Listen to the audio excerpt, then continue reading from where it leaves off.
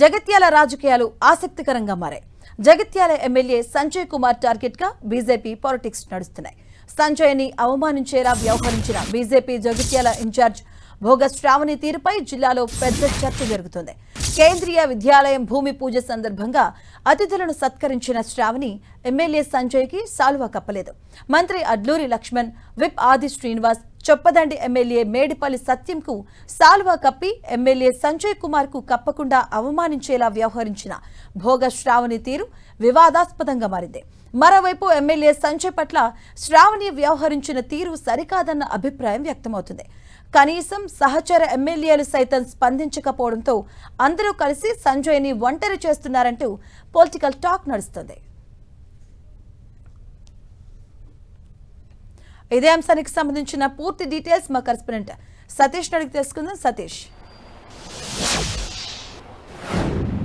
Yes Madhavi, జగిత్యాల్లో శాల్వా panchayat రాజకీయంగా వివాదాన్ని నెలకొల్పుతుందని చెప్పుకోవచ్చు. నిన్న కేంద్రీయ విద్యాలయం ప్రారంభోత్సవం పూజా కార్యక్రమంలో భాగంగా జరిగినటువంటి కార్యక్రమంలో అతిథులకు జగిత్యాల బీజేపీ ఇన్ఛార్జ్ భోగ శ్రావణి శాల్వాలతో సత్కరించడం జరిగింది. అక్కడికి వచ్చినటువంటి అధికార పార్టీ ఎమ్మెల్యేలకు, మంత్రులకు శాల్వాతో సత్కరించారు. అక్కడ ఉన్నటువంటి నిజామాబాద్ పార్లమెంటు ఎంపీ అరవింద్ కూడా శాల్వాతో సత్కరించడం జరిగింది. అధికార హోదాలో ఉన్నటువంటి జిల్లా కలెక్టర్ కూడా శాల్వాతో సత్కరించారు.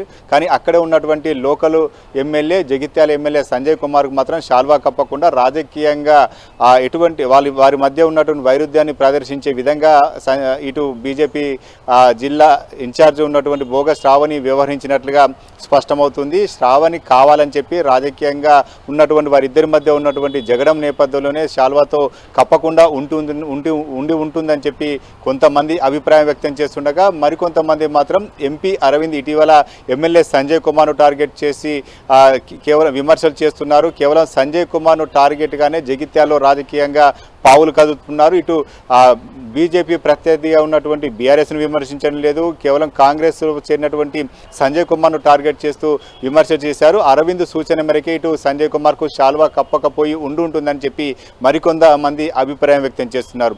ఏది ఏమైనప్పటికీ చాలామంది శత్రువులు కావచ్చు, వారంతా కూడా రాజకీయ వేదికపై వచ్చినప్పుడు చాలామంది ఆలింగనం చేసుకుంటారు. ఒకరొకరు పరస్పరంగా యోగక్షేమాలు చెప్పుకుంటుంటారు. ఒకే వేదికపై కలిసిపోతుంటారు. నిన్న జరిగినటువంటి పూజా కార్యక్రమంలో భాగంగా అరవింద్తో పాటు ఇటు కాంగ్రెస్ సంబంధించినటువంటి అధికార పార్టీకి సంబంధించినటువంటి మంత్రి అడ్లూరి లక్ష్మణ్ కుమార్ కావచ్చు, విప్పు ఆది శ్రీనివాస్, అదేవిధంగా చొప్పదండి ఎమ్మెల్యే మేడిపల్లి సత్యం వీరు అరవింద్తో ముచ్చటించుకున్నారు. ఒకరొకరితో సంభాషించుకోవడం జరిగింది. కేవలం జగిత్యాల ఎమ్మెల్యే ఉన్నటువంటి సంజయ్ కుమార్ మాత్రం వీరు కొంత దూరం పెట్టినట్లుగా కనిపిస్తుంది.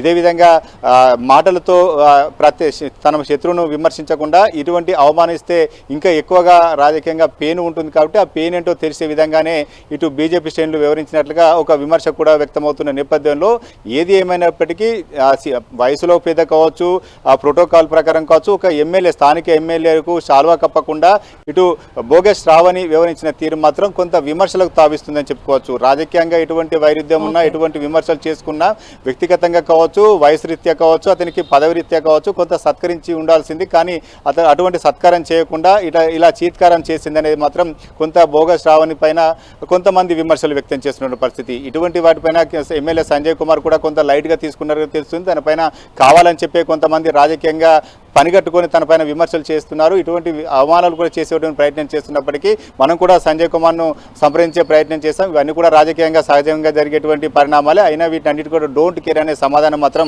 ఎమ్మెల్యే సంజయ్ కుమార్ నుంచి వినిపిస్తున్న మాటగా తెలుస్తుంది. మొత్తానికైతే జగిత్యాల్లో ఇప్పుడు శాల్వా రాజకీయం అనేది కొంత రాజకీయంగా వివాదాస్పదం దారిస్తుందని చెప్పుకోవచ్చు. మాధవి. Thank you Satish.